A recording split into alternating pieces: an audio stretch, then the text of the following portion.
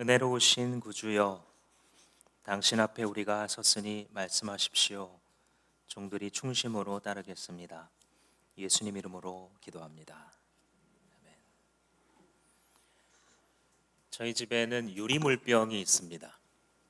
정수기에서 한 1리터쯤 되는 유리물병에다가 물을 미리 담아놨다가 먹고 싶은 사람이 먹는 그런 상황으로 되어 있는데, 깨끗하기도 하고 안이 투명하기도 하고 관리도 쉬워서 장점이 많은데, 단점은 종종 깨진다는 겁니다.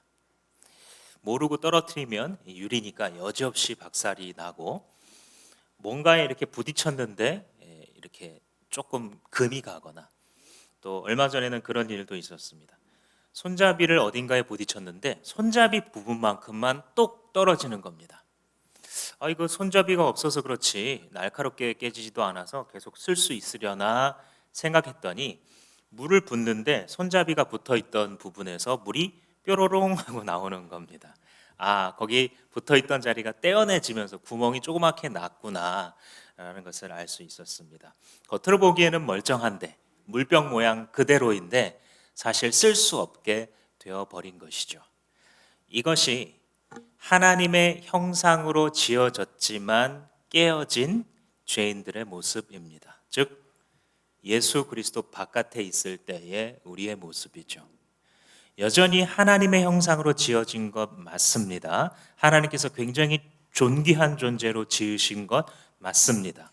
모든 존재하는 피조물들 가운데에 귀중한 것이 맞죠. 그러나 그 귀중한 대로의 모습으로 살아갈 수 없는 존재, 그것이 하나님을 버리고 실낙원한 인간의 실존이다라고 성경은 가르쳐 주고 있습니다. 우리가 요한복음을 이제 3주째 묵상을 해왔는데, 지난주에도 여러분들과 나눈 것처럼 어둠 가운데 살아가는 우리에게 예수께서 빛으로 이 땅 가운데, 말씀이 육신이 되어 이 땅 가운데 임하시게 됐죠. 그때 어둠에 살아가던 우리들은 그 예수님을 받아들인 것이 아니라 배척을 했습니다. 오늘 우리가 읽은 본문은 어떻게 하면 그렇게 어둠 속에 살아가던 자들이 다시 회복될 수 있는가, 본래 하나님의 형상으로 어떻게 하면 회복될 수 있는가의 이야기를 나누고 있습니다. 바로 오늘의 말씀의 주요 등장인물이라고 볼 수 있는 니고데모가 똑같은 질문을 던진 사람이죠. 그가 질문을 가지고 주님께로 나와서 질문하고 해결을 받는 장면이 오늘 본문에 기록이 되어 있는데, 그의 질문이 이것과 같습니다. 예수님, 어떻게 하면 어둠 가운데 살아가고 있는 우리들이 다시 주님께로 나아갈 수 있겠습니까? 주님의 심판을 받아 마땅한 우리 죄인들이 어떻게 주님께로 다시 나아가 용서받을 수 있겠습니까? 라고 하는 질문에 대한 대답인 것입니다. 주님의 대답은 한마디로 뭐였냐면, 다시 태어나야 된다라는 대답이었습니다. 네가 조금 더 잘 살아야 돼, 혹은 너는 조금 더 깨끗해야 돼가 아니고, 너는 아예 다시 태어나야 돼. 이것이 예수님의 답변이었죠.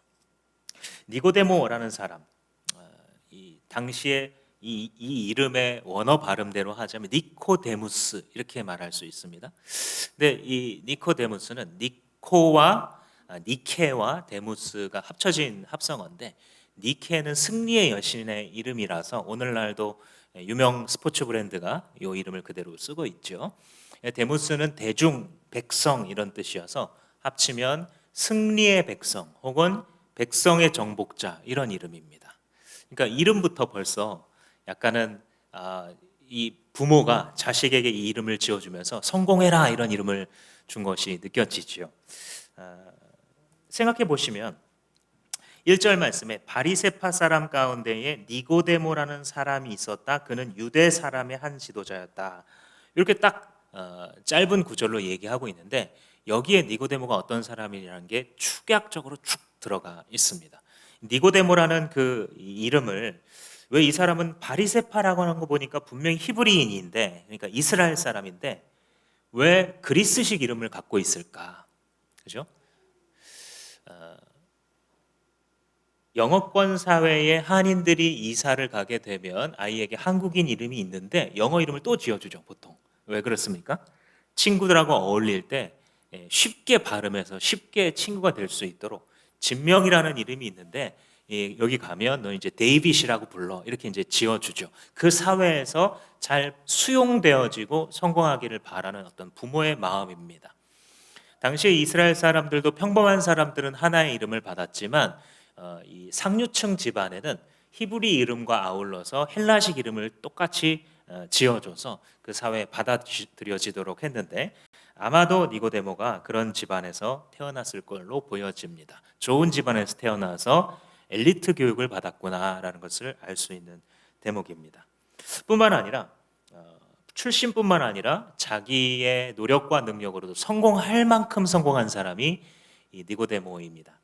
먼저 바리새파라는 것은 당시에 성경대로 지켜보자 하고 막 말씀 외우고 사람들한테도 이렇게 해야 된다고 가르치면서 사회적인 존경을 많이 받았던 사람들이 바리새인이었습니다. 물론 나중에 예수님의 비판을 받았죠. 그런데 종교적으로 이미 바리새파 가운데에 있어서 인정을 받은 사람이라, 뒤에 보시면 예수님과 대화하다가 니고데모야, 너는 이스라엘의 랍비인데, 이스라엘의 선생인데 이것도 모르니? 하고 물어보는 장면이 나오죠. 그러니까 이미 니고데모가 성경 선생님인 것을 알 수 있어요. 성경을 열심히 연구해서 누군가를 모아놓고 가르칠 만한 실력이 있는 사람입니다. 종교적으로 이미 그 위치를 가진 사람입니다. 더군다나 유대 사람의 한 지도자였다 이렇게 나오는데, 이 지도자가 한글로 보면 그렇게 두드러지지 않지만 아르콘이라는 단어인데, 요거는 딱 두 경우에 씁니다.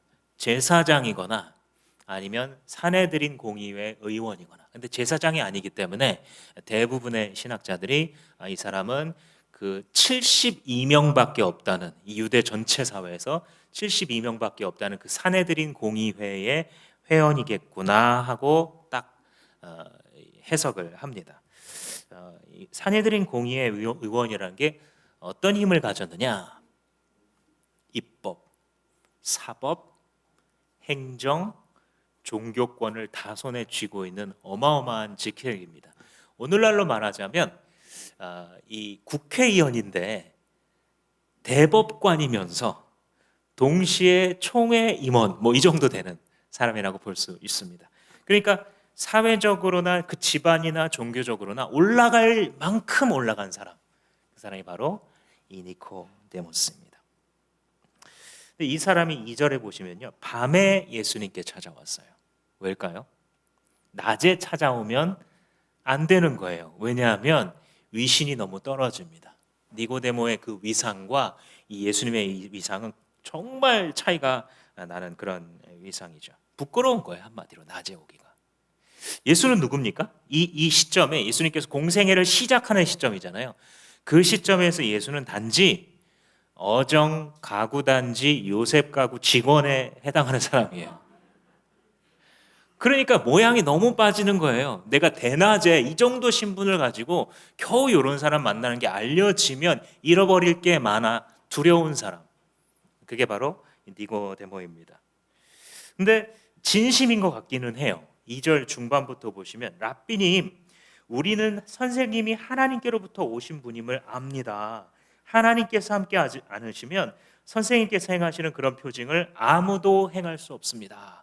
진심이긴 진심이에요. 단지 창피해서, 남들 이목을 피해서 밤에 몰래 찾아온 거죠. 나중에 가룟 유다가 예수님을 팔아넘기잖아요. 그때 보면 밤중이라서 군인들이 예수님 못 알아볼까 봐 예수님의 뺨에다가 이렇게 키스를 딱 하는 걸로 요놈입니다 하고 딱 타겟팅해 주는 것을 볼 수 있죠. 그러니까 당신은 오늘날처럼 인스타그램에 자기 이름하고 얼굴이 매치되도록 올라가 있어서 저 사람이 그 사람이네 알아볼 수 있는 시대가 아니에요. 이미지의 시대가 아니기 때문에 누군가 알려줘야만 됩니다. 그러니까 그런데도 불구하고 밤에 찾아온다는 것은 철저하게 이 만남이 남들에게 안 알려지기를 바라는 그의 마음이 담겨 있는 거죠. 근데 이제 이게 칭찬이거든요. 니고데모가 할 수 있는, 자기도 랍비인데요, 자기보다 더 높은 랍비로 지금 취급을 합니다. 하나님께서 보내시지 않으면 지금 이런 표징 할 수 없다. 이런 표징이라는 게 뭐냐면 요 앞에 이제 2장에 보시면 그 유명한 물을 포도주로 바꾸시는 그 기적이 기록되어 있고, 이 성경의 기록이라는 것은 아주 엄밀한 시간 순서라기보다는요, 느슨한 시간 순서 이렇게 보시면은 가장 좋을 겁니다. 그러니까 대개 시간 순서지만 그 중에는 앞뒤가 바뀌어 있는 것들도 있어요. 근데 니고데모의 이 말을 이렇게 들어보면 뉘앙스가 뭐냐면 이미 여러 개의 기적을 행하셨어요.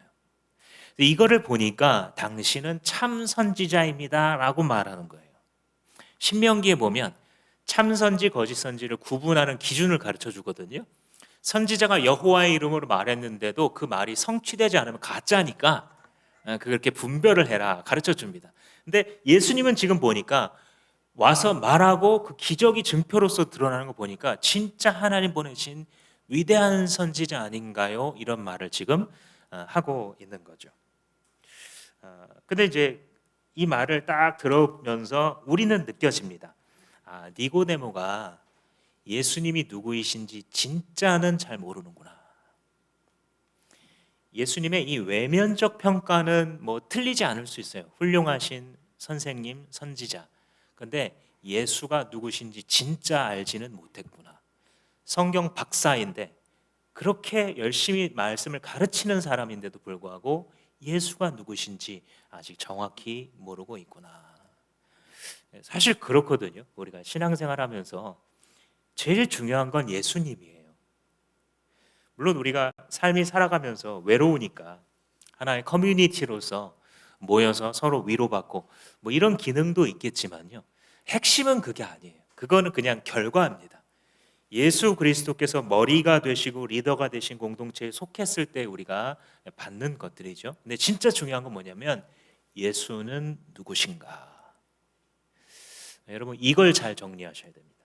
예수는 누구신가?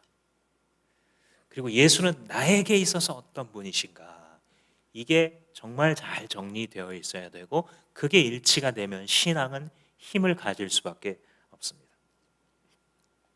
근데 이제 이 물음을 받으시면서 예수님께서 3절 말씀에 내가 진정으로 너에게 말한다. 누구든지 다시 나지 않으면 하나님 나라를 볼 수 없다. 사실 좀 다르게 대답할 수도 있거든요. 그래 니고데모야, 네가 나를 진정한 스승으로 인정해 주니 참 그 말은 맞긴 맞다. 뭐 이러면서 다른 얘기를 쭉 하실 수 있는데 다 거두절미하고 뭘 전달하시냐면 다시 태어나야만 하나님 나라 들어간다. 굉장히 엉뚱한 말이에요. 당신은 참 선생님이 아닙니까? 당신은 정말 훌륭한 분입니다. 이렇게 이렇게 얘기를 했는데 예수님께서는 니고데모의 마음 속에 지금 왜 찾아왔는지를 알고 계신 거예요. 이미 니고데모가 발버둥을 치면서 사도 바울과 비슷하죠. 율법을 잘 알고 있어요. 우리로 말하자면 말씀을 꽤 배웠어요.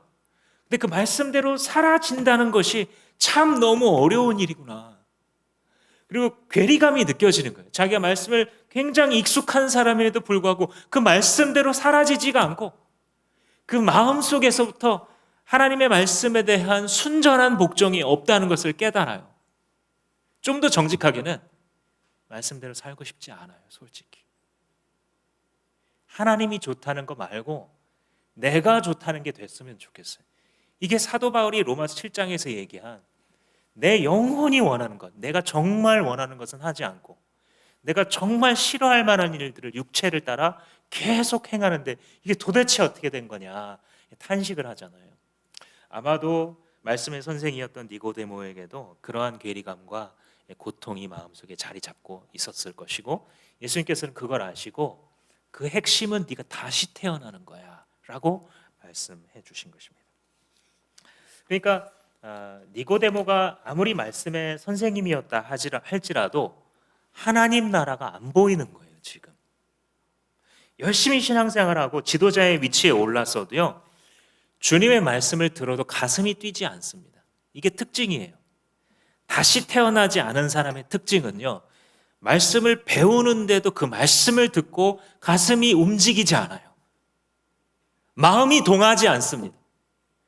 저 말이 맞는 거다라고 하는 동의가 있을지는 모르겠지만 그 전인격이 그 방향을 향해서 반응하지는 않아요. 왜냐하면 다시 태어난 적이 없거든요.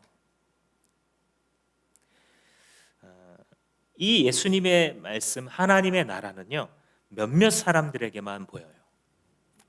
지금 복음서 기자들이 보여주는 이 장면이 바로 그거예요. 자기 땅에 왔는데 왜 자기 백성들이 영접하지 않을까? 왜 소수만 이분을 영접했을까? 이걸 쭉 풀어나가는 거예요. 어떤 면에서 이 복음서 기자들이. 이 몇몇 사람들은 어떤 사람이냐면 다시 태어난 사람들이에요. 요한이 그걸 말하고 싶은 거예요. 다시 태어난 사람들에게는 하나님의 나라가 보입니다. 예수님의 말씀을 들을 때에 그 가슴이 뛰죠. 근데 니고데모처럼 아무리 자기가 이 종교적인 것에 가까워 있다 할지라도 다시 태어나지 않았기 때문에 하나님 나라는 안 보여요. 그럼 뭐만 보이겠습니까? 세상 나라만 보이는 겁니다. 세상 나라만 보이면 그 세상을 쫓아 사는 게 당연하겠죠. 이상한 일이 아닙니다. 교회를 오랫동안 다녔지만 하나님 나라에 대해서 설교할 때 가슴이 전혀 움직인 적이 없거든요.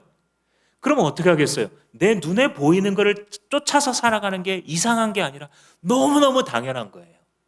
세상에서 일어나는 세상에서 벌어지는 사건들이 자기에게 천국도 선사했다가 지옥도 선사했다 하는 거예요. 왜냐하면 세상 나라만 보이니까요.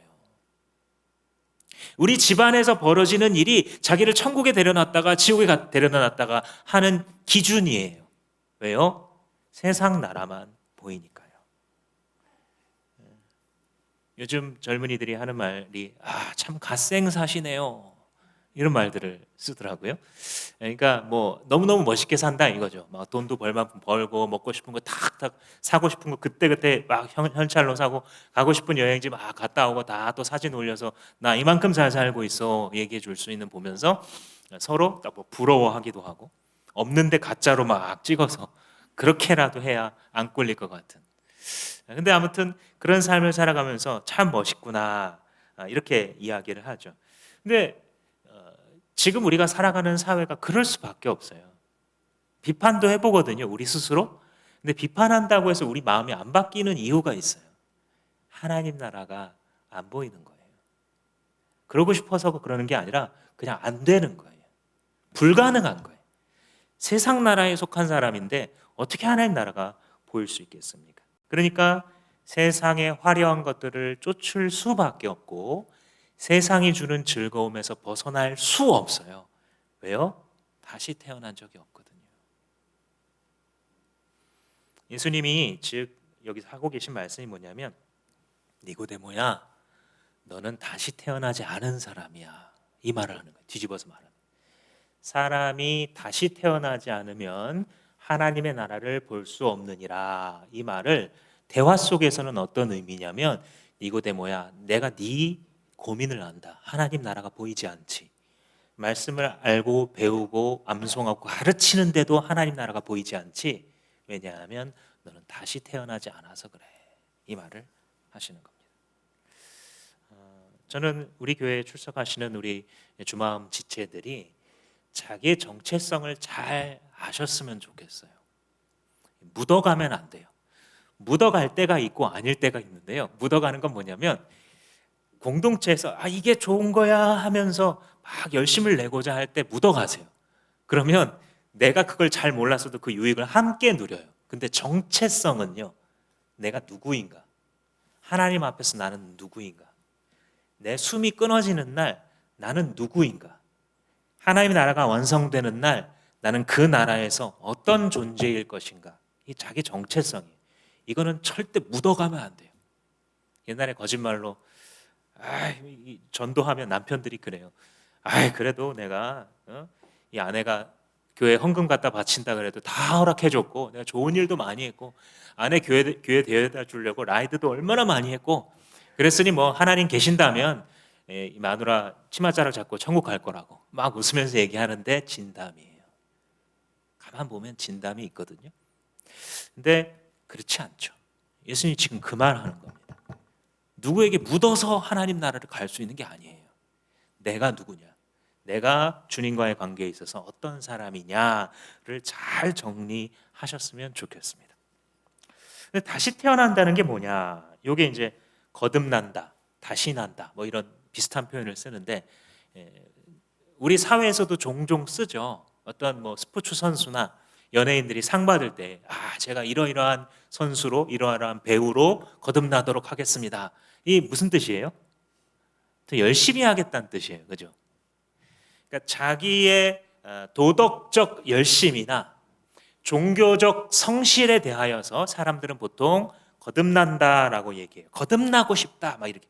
기도 제목이 뭐예요? 물어보면 제가 더 진정한 신앙인으로 거듭나고 싶어요, 이렇게 얘기하는데 그게 무슨 뜻이냐면요, 내가 원래 신앙인인데 지금 신앙인답게 못 살고 있으니 더 열심을 내서 언젠가는 2023년을 살아가다 보면 언젠가는 제대로 뭐 이게 출석도 하고 기도회도 오고 제대로 열심 내보겠습니다, 이 뜻이거든요. 기독교 신앙이 아니에요. 거듭난다라고 하는 것은 어디서 출발하냐면, 내가 이제 열심을 낼 수 있는데 아직 열심을 안 내고 있어서요, 이게 기독교 신앙이 아니고요. 내가 하나님께 받아들여질 만큼 어떤 노력을 하더라도 나는 하나님께 내 실력으로 받아들여질 수 없는 무능력한 사람입니다 라는 것을 고백하는 거예요. 그게 출발점이에요. 즉 내가 더 열심히 해보겠습니다가 아니고요, 주님 나는 무능력자입니다 라는 고백이에요. 이게 기독교 신앙입니다. 거기서 예수님을 만나는 거예요. 내가 원래 훌륭한 선생인데 나에게 가르침을 더 애드해 주시면 내가 조금 더 이 영적인 스펙이 더해질 것 같습니다, 이게 아니고요, 주님 나는 파산했습니다. 주님 말씀을 듣고 보니 나는 주님의 나라에 들어갈 수 있는, 천국에 들어갈 수 있는 어떤 것도 내 삶에 없습니다 라고 주님 앞에 고백하는 거예요. 그때 그 사람을 다시 태어나는 은혜의 길로 인도하시는 것입니다. 니고데모가 물어봐요. 4절에 사람이 늙었는데 어떻게 다시 태어납니까? 엄마 뱃속에 들어갔다가 다시 태어납니까? 이 말을 들어보면요, 니고데모가 예수님이 하는 말을 지금 이제 못 알아들은 이 뉘앙스로 얘기를 하거든요. 이게 도대체 무슨 뜻인가? 근데 제대로 알아들은 게 있어요. 니고데모가 예수님이 하시는 말씀이 굉장히 이상하다, 이걸 탁 캐치했어요.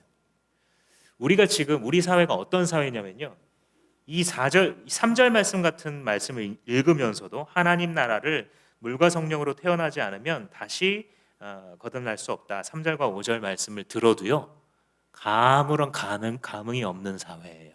왜냐하면 거듭난다는 말을 이미 그런 식으로 쓰고 있거든요. 종교적 사회적 의미로 열심 낸다라고 쓰고 있기 때문에 이게 아무런 감흥이 없어요. 근데 니고데모에게는 이게 충격이었어요. 왜냐하면 제대로 알아들은 게 맞아요. 다시 태어난다고요? 그게 도대체 무슨 개념입니까? 내가 뭐 다시 작아져서 엄마 뱃속이라도 뭐 들어가야 되나? 그거 불가능한 건데 도대체 왜 다시 태어나야 된다는 그런 기가 막힌 얘기를 하십니까? 라고 물어보는 거죠. 이 니고데모의 태도로 물어보셔야 돼요, 여러분들. 뭐 대충 뭐 사랑의 하나님이시고 뭐 믿는다 그러면 뭐 다 뭐 용서해 주는 것 같고 뭐 그럼 뭐 나도 그러면 대충 구원 받았겠지? 이게 아니고요, 니고데모의 질문이 나와야 돼요. 그게 어떻게 가능합니까, 주님? 내가 살아온 과거를 내가 아는데 나 같은 사람이 뭐 어떻게 다시 태어날 수 있다는 말입니까? 라는 답이 나와야, 반대 질문이 다시 나와야 정상입니다. 5절 말씀에 예수님께서 대답해 주시죠. 내가 진정으로 너에게 말한다. 누구든지 물과 성령으로 나지 아니하면 하나님 나라에 들어갈 수 없다. 물과 성령으로 태어난다. 물과 성령으로 태어난다 해서 물은요, 죄 씻음을 얘기합니다. 성령은 예수 그리스도를 믿을 때 우리 속에 들어오셔서 우리에게 구원을 확증해 주시는 그 성령의 역사를 말하는데, 이 예수님의 대답은 에스겔 선지자를 사실 인용하다시피 한 거로 볼 수 있습니다. 에스겔 36장에 보시면 이 이스라엘 백성들이 포로로 끌려가면서 더럽혀졌어요. 이방인들을 따라 음식을 먹고 또 우상 숭배를 하면서 하나님 백성의 정체성을 막 잃어버립니다. 근데 그때 하나님께서 그날이 되면 너희들을 회복시키실 거야 라고 하는 취지의 예언을 하면서 이렇게 이제 36장에서 얘기합니다. 맑은 물을 너희에게 뿌려서 너희를 정결하게 하고 너희의 모든 더러운 것과 우상 숭배로부터 너희들을 깨끗게 하겠다. 이게 예수님 오늘 말씀하신 물로 다시 태어나야 된다라는 뜻이에요. 즉 우리의 모든 우상 숭배, 우리가 지금 수요 기도회 때 위조 행복의 대상들 있잖아요. 진짜 행복을 가져다 줄 수 없는데 진짜 행복을 주는 신과 같은 존재로 우리가 섬기고 있는 그 위조 행복들을 이제 지시하고 있잖아요. 이런 것들이 우리의 영을 더럽히고 하나님의 사람으로, 하나님의 형상으로 살 수 없게 만드는 거예요. 근데 그런 것들을 제하여 버리고 죄를 씻고 깨끗게 함을 의미합니다. 이것은 사실은 예수님의 피를 의미하는 것이기도 해요. 예수께서 우리를 대신하여 당신의 보배로운 피를 흘렸을 때에 우리의 죄가 씻어졌죠. 그래서 물로 씻어져야 된다라는 얘기를 그래서 하는 거고요. 마찬가지로 성령도 에스겔 36장에 바로 그 다음 절에 이렇게 기록되어 있어요. 또 새 영을 너희 속에 두고 새 마음을 너희에게 주되 너희의 육신에서 굳은 마음을 제하여 버리고 내 영을 너희 속에 두어서 내 말씀, 내 규례를 행하게 만들겠다. 그 무슨 뜻이냐면 하나님의 영을 우리 안에 부어주기 전까지는요, 하나님의 율례, 주님의 말씀을 읽고 있어도 행하고 싶다, 안 행하고 싶다? 안 행하고 싶다는 거예요.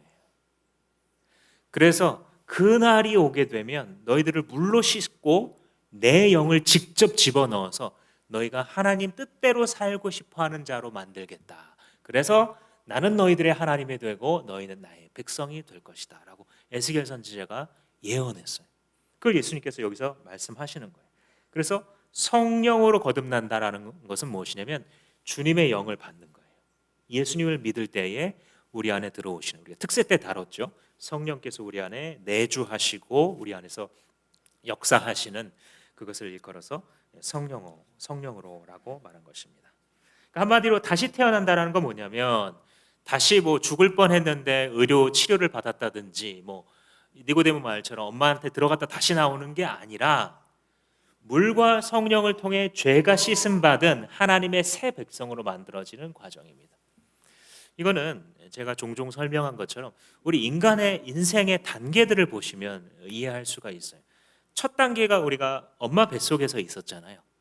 그때 우리가 수중 생물이죠. 물속에서 살고 있습니다. 9달 반 동안. 숨도 코로 안 쉬고 배로 쉬고 밥도 이 탯줄을 통해서 먹는 거잖아요. 이 삶의 양태를 보면 지금 우리가 살아가고 있는 인생은 전혀 다른 모습이거든요. 그러나 우리 인생 맞죠. 그것도 단지 1단계, 일생이라고 부를 수 있겠죠. 엄마 뱃속을 힘든 과정을 통해서 태어나게 되면 전혀 다른 삶이 펼쳐지죠. 탯줄은 끊어졌고 코로 숨쉬고 입으로 영양분을 먹고 그리고 뛰어다니면서 공기 안에서 살아가는 존재가 우리의 이생, 우리가 살아가는 이 존재인 거죠. 마찬가지로 성경은 뭐를 이야기하고 있냐면 하나님 나라가 완성됐을 때의 삶을 얘기하는데 역시 우리가 출생이 되어야 되는 거예요. 그죠? 근데 그 방법이 뭐냐면 물과 성령이다. 첫 번째 방법은 어머니 자궁 그 뱃속을 통해서 태어나는 거고, 두 번째 이 이생의 단계에서 그 다음 생에 영원한 하나님의 나라, 영원한 지옥이냐 영원한 천국이냐가 갈리는 그 출생은 무엇을 통해 되어지냐면 물과 성령으로, 더 정확하게 말하자면 예수 그리스도의 피로 씻음과 성령의 거룩하게 하심으로 출생된다라고 말합니다. 그러니까 예수님 주변을 아무리 맴돌아도 이 피와 성령으로 거룩해 되지 않으면 아직 하나님의 사람이 아니에요. 그래서 주님의 말씀을 들어도 이해가 되지 않고 주님의 말씀이 한국말인데도 들어도 내게 전혀 감흥이 없는 이유입니다.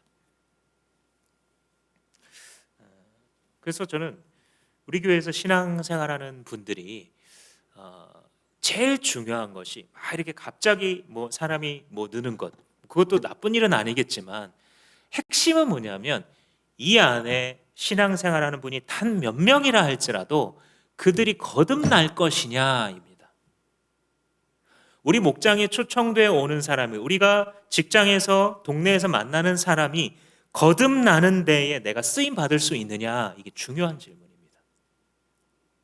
아까 우리 지체가 은혜 나눔을 해준 것처럼 우리는 예수 그리스도의 피로 말미암아 다시 거듭나야 되고, 그 거듭남을 가지고서 다른 사람들도 똑같은 은혜를 입도록 하는 사명을 받은 사람인 줄로 믿으시기 바랍니다. 한마디로 하자면 여러분, 성령으로 태어나셔야 됩니다. 몇 살인지, 내가 얼만큼 오래 교회를 다녔는지, 얼만큼 많이 배웠는지가 전혀 중요하지 않습니다. 니고데모는 성경 박사였어요. 그래도 그것과 성령과 물로 다시 태어남은 아무런 관련이 없었습니다. 따라서 여러분, 내 정체성을 세워가실 때 이 주마음 교회에서 신앙생활을 하시는 동안 반드시 이 질문을 물으세요. 나는 성령으로 태어난 사람일까? 지금 예수님이 니고데모와 하고 있는 이 중요한 대화, 그 질문 똑같이 물으세요. 나는 성령으로 태어난 사람이 맞나? 아니면 그저 그냥 어머니 뱃속에서 태어난 게 전부인 사람인가? 니고데모가 9절 말씀에서 묻죠. 어떻게 그런 일이 있을 수 있냐고. 진지해요, 니고데모가. 어떻게 물과 성령으로 거듭나는 이런 일이 이루어질 수 있습니까? 오늘 우리가 읽은 본문은 12절에서 끝났습니다만, 이제 사실은 뒤에 요한복음 3장 14절, 16절, 19절 이런 중요한 데까지 같이 염두에 둬야 돼. 예수님의 답변이 하나거든요. 근데 14절에 뭐라고 대답을 하냐면, 예수님께서 모세가 광야에서 뱀을 든 것과 같이 인자도 들려야 하리라, 이런 말을 하세요. 이게 뭐냐면, 민수기에 보면 이스라엘 백성들이 광야 생활을 할 때 이집트에서 구원을 받아서 가나안 땅으로 가기 전에 광야라는 커다란 이 땅이 있잖아요. 통과해야 되는 단계. 근데 거기서 진짜 불평 많이 해요. 온갖 할 수 있는 불평의 종류가 다 나옵니다. 이런 불평도 있어요. 우리가 지금 수박을 못 먹고 있잖아. 고기 좀 줘. 이집트에서 종로로 타면서 먹었던 마늘이 그리워서 나는 다시 종 되고 싶어. 이렇게 불평을 해요. 읽으면서 나랑 별로 수준이 다르지 않구나.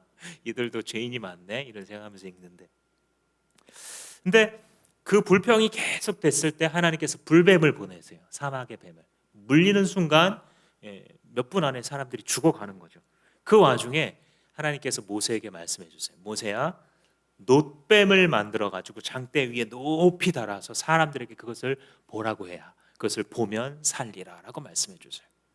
근데 이 명령이 가만히 생각해 보시면 얼마나 이상한 명령이냐면, 지금 뱀한테 물렸잖아요.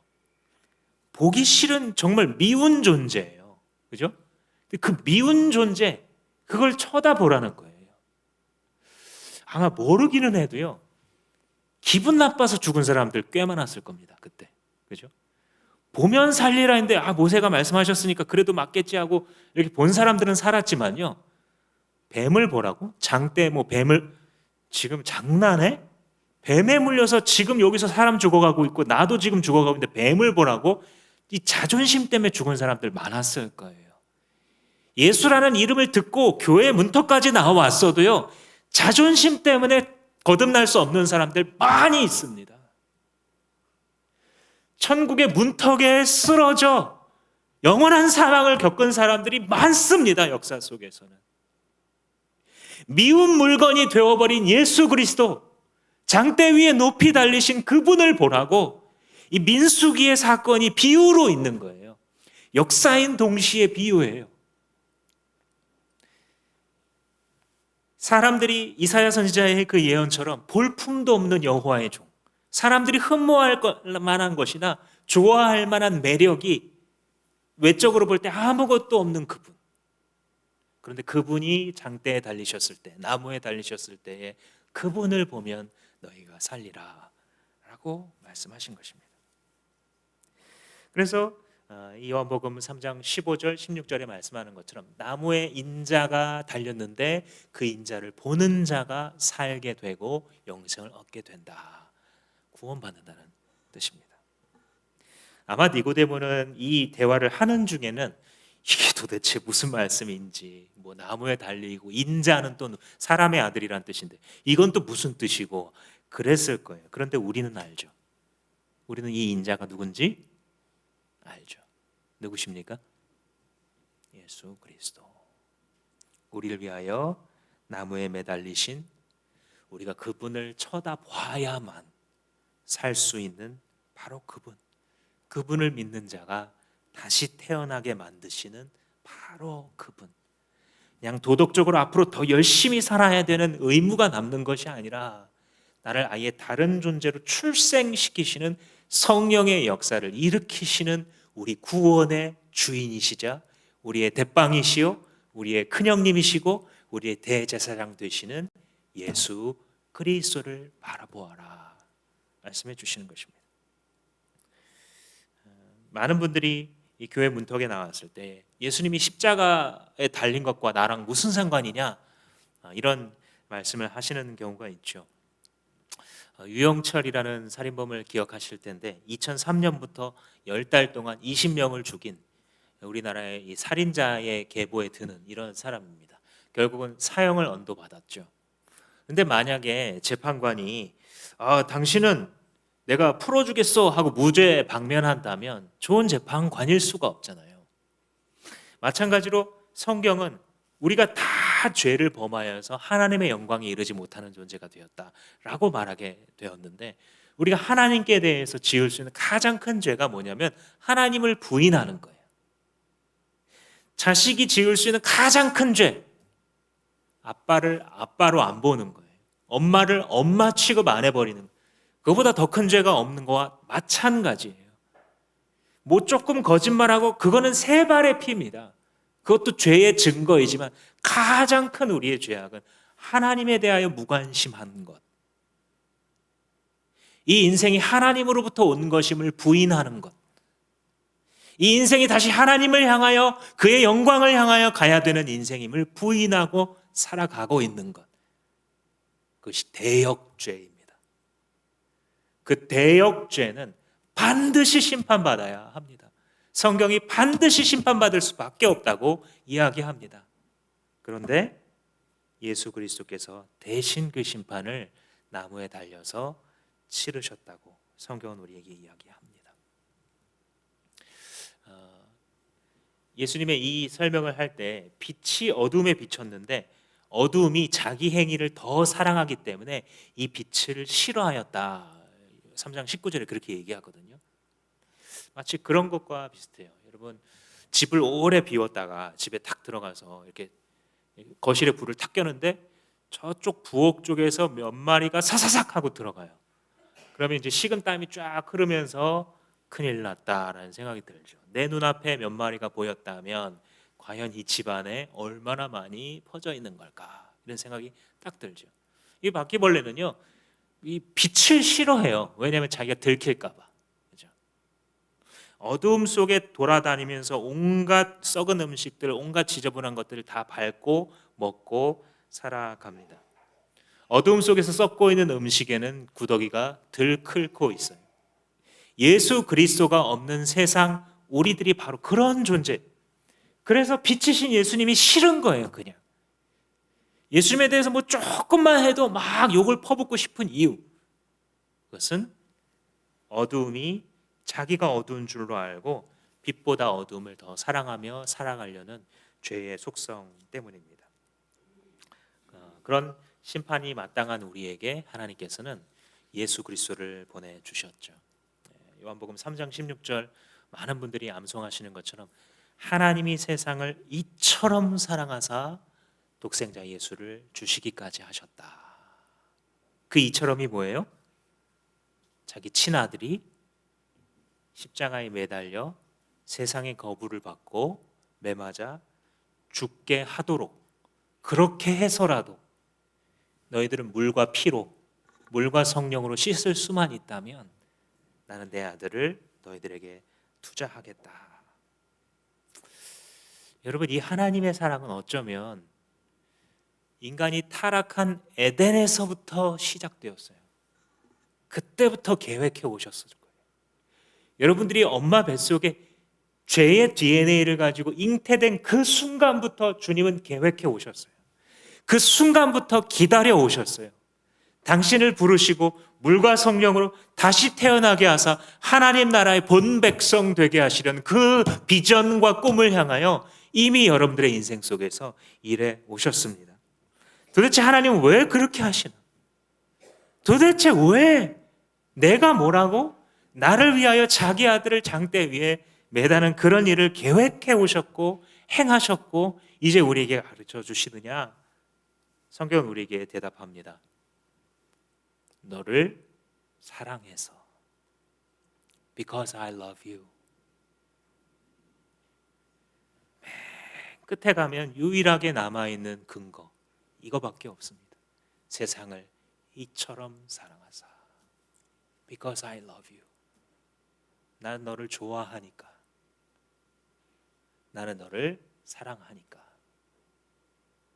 주님께서 우리를 사랑하사 우리에게 베푸신 그 사랑은 우리에게 도덕을 목적으로 삼아 살아가는 것이 아니라 인격을 향하여 목적으로 삼고 살아가게 하는 것이죠. 제가 몇 번 나눈 적이 있습니다만 제가 몇 년 전에 한 동영상을 보면서 흥분한 적이 있어요. 그게 뭐냐면 저희 이제 셋 중에 한 아이가 어느 날 있는 것을 이 비디오 카메라로 찍고 있는 장면이에요. 근데 제가 찍으면서 저의 20대 목소리가 담겨 있는데 여보 이거 봐 이리 와봐 얘가 방금 걸었어 이렇게 소리 지르고 있어요. 제가 그 영상에서 그러면서 이름을 부르면서 누구누구야 사랑한다 그렇게 걸어 이 세상이 다 네 거란다 이런 말을 하고 있더라고요. 20대에 어떻게 이렇게 성숙할 수 있는지 그게 아니라 이제 주님이 부모된 자에게 주시는 마음이겠죠. 너무 흥분해서 소리 지르고 이것이 다 네 것이야. 가질 수만 있다면 줄 수만 있다면 너에게 다 주고 싶다. 여러분 이 마음은 다른 데서 온 것이 아니라 우리의 진짜 아버지 되시는 하나님으로부터 온 사랑입니다. Because I love you. 나는 너를 사랑하니까. 하나님 우리를 얼만큼 사랑하시나. 나의 상상이 날개를 달고 저 우주 끝에 가서 닿을 만큼 그것보다 더 우리들을 사랑하는 것입니다. 그러므로 사랑하는 성도 여러분, 여러분들의 정체성이 이것임을 기억하십시오. 그만큼 사랑받은 자, 그게 나구나. 온 우주를 지으신 하나님께서 그토록 사랑하는 그 사랑을 이미 받은 자가 나구나. 여러분들 가운데 거듭나신 분들이 있다면, 하나님의 자녀들이 있다면 당신의 정체성은 그런 사랑을 받은 사람입니다. 이 정체성은 무적과도 같습니다. 다른 사람이 좀 자기를 싫어해도 좀 자기 안 좋아해도 괜찮습니다. 세상 사람들이 다 자기 인정 안 해줘도 괜찮습니다. 이런 사랑을 받은 존재이기 때문에 또한 나는 거듭난 자라는 정체성을 가진 겁니다. 나는 예수의 피와 성령으로 다시 태어났구나. 출생을 다시 한번 한 사람이구나. 내가 주님 위에서 살아야지. 또한 여러분 영생을 가진 것이 여러분들의 정체성입니다. 그렇게 태어났을 때 하나님의 영원한 나라가 여러분들 향하여 약속되어 있다고 성경은 이야기하는 것입니다. 여러분 이 정체성을 갖고 살아갈 때에 다시 태어난 자로서 세상 그 어느 곳에서도 두려워하지 마십시오. 꼴리지 마십시오. 하나님의 사람으로 주님의 이름을 외치며 승리하시는 여러분 되시기를 주님의 이름으로 축복합니다. 기도하시겠습니다. 살아계신 아버지 하나님, 우리가 무엇이 간데 이와 같은 사랑을 베풀어 주십니까?